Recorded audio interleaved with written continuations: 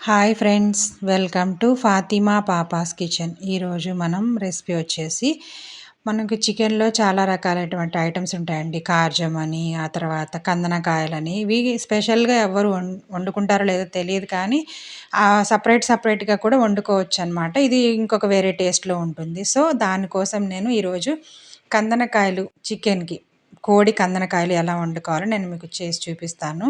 చాలా చాలా టేస్టీగా ఉంటుందండి. కందనకాయలు ఇష్టంగా తినే వాళ్ళకి ఇది బాగా నచ్చుతుందనమాట. సో దీనికోసం నేను ఒక 4-5, అంటే గ్రేవీ మీకు ఎంత కావాలనుకుంటే అంతవరకు మనం ఒక 4-5 ఉల్లిపాయలు కట్ చేసుకోవాలండి.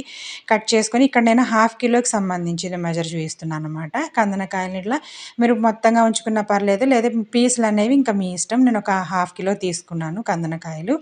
తీసుకొని చక్కగా మొత్తం కొంచెం చిన్న మీడియం సైజులో కట్ చేసుకొని శుభ్రంగా నీళ్ళతో కడుక్కొని ఉప్పు నీళ్ళలో వేసి ఉంచాననమాట. ఆ తర్వాత ఒక ప్యాన్ పెట్టుకొని దాంట్లో ఒక 2 టేబుల్ స్పూన్ల వరకు ఆయిల్ వేయండి. ఎప్పుడైనా మనకి నాన్ వెజ్‌లో కొంచెం ఆయిలు, గరం మసాలాలు, అల్లం వెల్లుల్లి పేస్ట్ అనేది కొంచెం ఎక్కువగానే పడతాయన్నమాట. అది కొంచెం వేడైన తర్వాత షాజీరా, అనాస పువ్వు, యాలకులు, లవంగాలు, దాల్చిన చెక్క నేను మెజరింగ్ ఇచ్చాననమాట. దాన్ని బట్టి మీరు వేసేయండి. వేసేసి కొంచెం సాటే అయిన తర్వాత, ఇది కొంచెం వేగిన తర్వాత ఇప్పుడు మనం దీంట్లోకి మనం ఆల్రెడీ కట్ చేసి పెట్టుకున్న ఉల్లిపాయలన్నీ వేసేయాలి. ఇలా మొత్తం ఉల్లిపాయలు వేసేసి మంచిగా వేగనివ్వాలి. ఈ ఉల్లిపాయలు అంటే ఎక్కువగా మరీ బ్రౌన్ కలర్‌లో కూడా రావాల్సిన అవసరం లేదండి. కొంచెం రెడ్ కలర్‌లో వస్తే సరిపోతుందనమాట. బాగా వేయించుకోవాలి. చక్కగా వేయించుకున్న తర్వాత ఇది కొంచెం వేగుతున్నప్పుడే మనం ఉప్పు, పసుపు వేస్తే ఇంకా బాగా మనకి తొందరగా వేగుతాయన్నమాట. సో ఇది ఆల్రెడీ నేను చెప్తున్న టిప్పే అనమాట. ఎప్పుడు కూడా ఉల్లిపాయలు తొందరగా వేగాలంటే ఉప్పు, పసుపు వేసేయాలి. ఉప్పు కూడా, పసుపు కూడా వేగుతాయన్నమాట దాంతో పాటు. ఒక హాఫ్ టీ స్పూన్ పసుపు, ఆ తర్వాత రుచికి సరిపడా ఉప్పు వేసుకొని బాగా మిక్స్ చేసుకుంటూ మనం దీన్ని ఫ్రై చేసుకోవాలి ఉల్లిపాయల్ని. ఈ ఉల్లిపాయలు కొంచెం ఫ్రై అయితే అంటే ఈ ఫ్రైకే కొంచెం టైం పడతదండి. ఆ తర్వాత చాలా చాలా సింపుల్‌గా కర్రీ అనేది రెడీ అయిపోతుంది.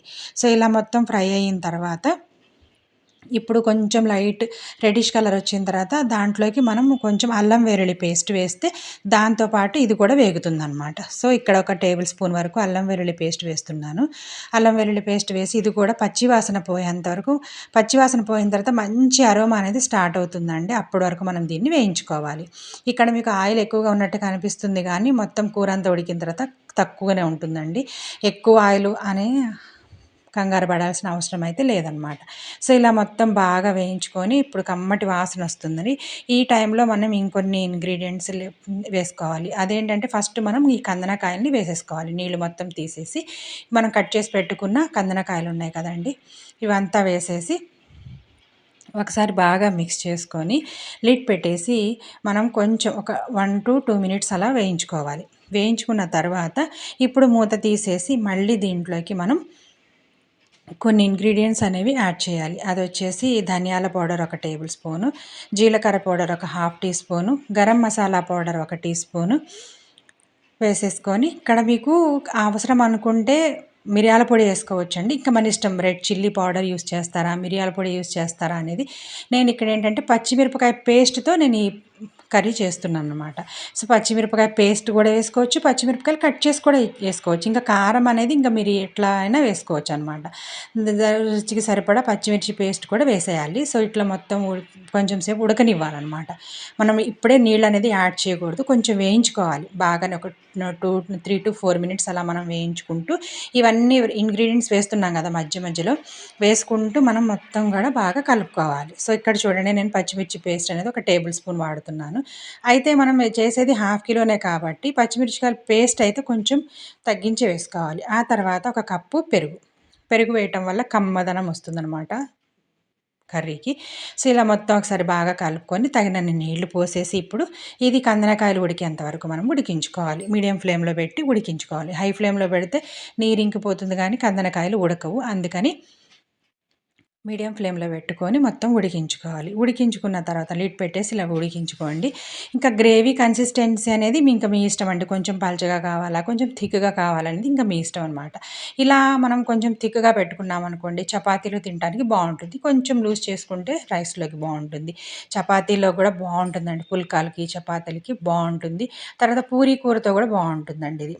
చాలా చాలా కొంచెం పలచగా చేసుకున్నామనుకోండి ఇడ్లీ, దోసల్లో కూడా తినొచ్చు. చాలా చాలా టేస్టీగా ఉంటుంది. లాస్ట్‌లో కొత్తిమీర వేసుకొని ఇప్పుడు మనం సర్వ్ చేయడానికి రెడీ అయిపోయిందనమాట మన కర్రీ. ఈ కన్సిస్టెన్సీ అనేది ఇంక మీ ఇష్టం అండి. సో, ఇన్ని రకాలుగా మనం దీన్ని యూజ్ చేయొచ్చు. సో, ఈ రెసిపీ గనుక మీకు నచ్చినట్లయితే లైక్ చేయండి. ఫ్రెండ్స్‌కి, రిలేటివ్స్‌కి షేర్ చేయండి. అలాగే కొత్త కొత్త unique, tasty, healthy, quick continental అలాగే ట్రెడిషనల్ రెసిపీస్ కోసం మా ఛానల్‌ని తప్పకుండా సబ్స్క్రైబ్ చేసుకోండి.